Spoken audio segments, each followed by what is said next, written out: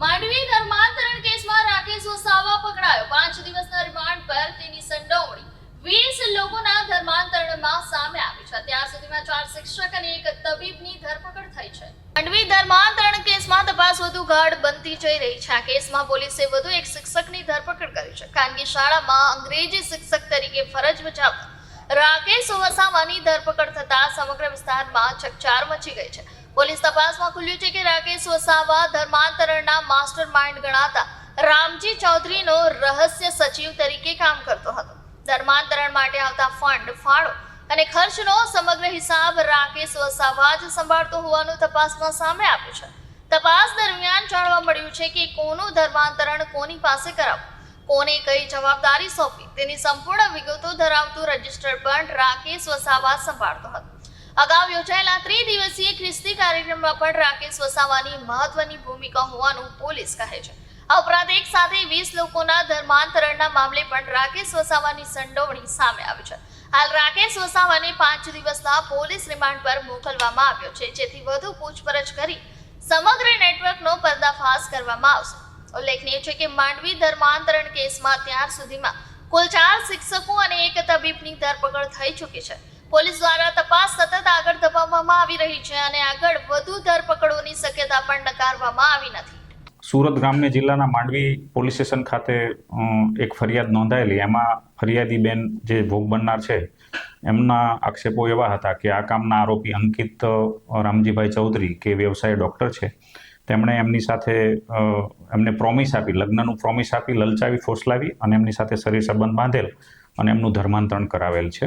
એ અનુસંધાને પ્રાથમિક ફરિયાદ નોંધી અને તપાસ ચાલુ કરવામાં આવેલી અને ત્યારબાદ ફરિયાદીએ વધુ કેટલાક પુરાવા આપેલા અને આક્ષેપો કરેલા કે ભાઈ એમનું ધર્માંતરણ આ કામના મુખ્ય આરોપી અંકિતભાઈ ચૌધરી અને એમના પિતા રામજીભાઈ ચૌધરી દ્વારા કરાવવામાં આવેલું છે. એમાં અન્ય લોકો પણ સામેલ છે.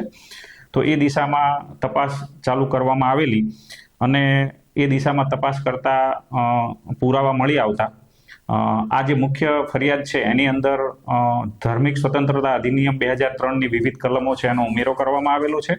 આરોપીઓ છે એમણે એક ટ્રસ્ટ બનાવી અને તમામ ટ્રસ્ટીઓ છે એમણે મુખ્ય ભૂમિકા ભજવી અને આ કામના ભોગ બનનાર છે એમનું ધર્માંતરણ કરેલ હોવાના પુરાવા મળી આવેલા અને એ અનુસંધાને ધરપકડો કરવામાં આવેલી અને એ અનુસંધાને રામજીભાઈ ચૌધરી છે એ મુખ્ય આરોપી, એ ઉપરાંત નવીનભાઈ ચૌધરી છે અને ગુરજીભાઈ પોટિયાભાઈ વસાવા છે, એમ 4 આરોપીઓ છે એની અગાઉ ધરપકડ થઈ ચૂકેલી.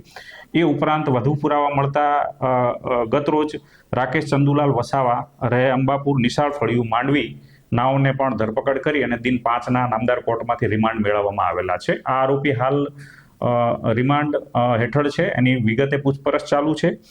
આ કામના જે આ હાલના આરોપી છે એ પોતે MA BEdનો અભ્યાસ કરેલો છે અને ખાનગી શાળાની અંદર અંગ્રેજી શિક્ષક તરીકે નોકરી કરી રહેલ છે.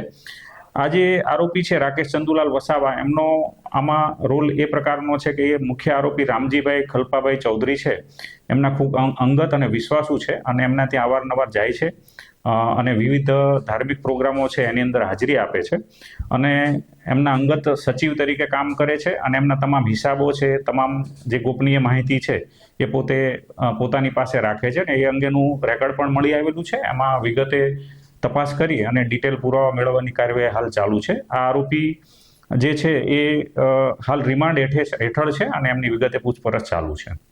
સાહેબ, જે અગાઉના આરોપી છે અંકિત ચૌધરી, તેમના દ્વારા દવાનો ઉપયોગ કઈ રીતે ધર્માંતરણમાં કરવામાં આવ્યો? એ ડૉક્ટર અંકિત ચૌધરી છે, BHMS ડૉક્ટર છે, BHMSની ડિગ્રી ધરાવે છે અને એ એમનું ન્યૂ લાઈફ ક્લિનિક કરીને માંડવીમાં એક દવાખાનું ચાલે છે, એની અંદર એ પ્રેક્ટિસ કરે છે. તો ત્યાં કોઈ તકલીફવાળા વ્યક્તિ આવે, માઇગ્રેનની તકલીફ હોય, લખવાની તકલીફ હોય કે અન્ય તાવ આવતો હોય કે બીજા પ્રકારની સામાન્ય તકલીફો હોય તો એમને દવા આપતા અને ત્યાં જ પ્રાર્થના કરાવતા અને એમનું માઇન્ડ વોશ કરી અને રામજીભાઈ તથા અંકિત ચૌધરી અને અન્ય સભ્યો છે એને ધર્માંતરણ કરાવવાની પ્રોસિજર કરતા હતા. એવા પ્રકારની પ્રાથમિક માહિતી અને પુરાવા મળેલા છે અને એ દિશામાં હાલ તપાસ ચાલુ છે.